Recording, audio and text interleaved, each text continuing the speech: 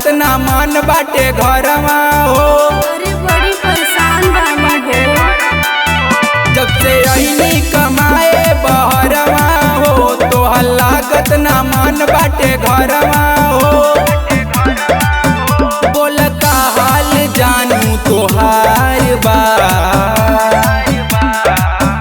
सुनी अरे बोली के आवा 1 2 3 4 बा देवरा करत डोरी के जय जयकार बा। बोली के आवा 1 2 3 4 बा देवरा करत डोरी के जय जयकार बा।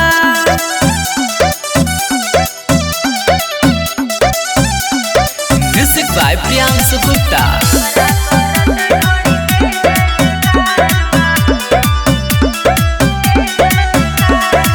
तू ही तो बाड़ू जान मूड पर चढ़वले। नजर रहेला हम ढोरी पर गड़ावले। तू ही तो बाड़ू जान मूड पर चढ़वले। नजर रहेला हम ढोरी पर गड़ावले। बोल काहे जवनिया लचार बा।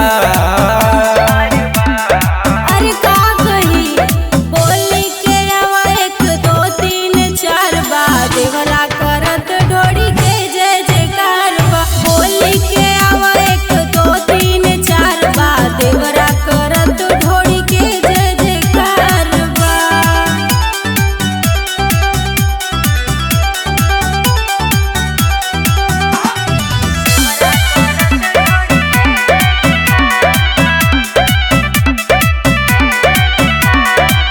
अनुराग देवरवा के राख दना मन हो।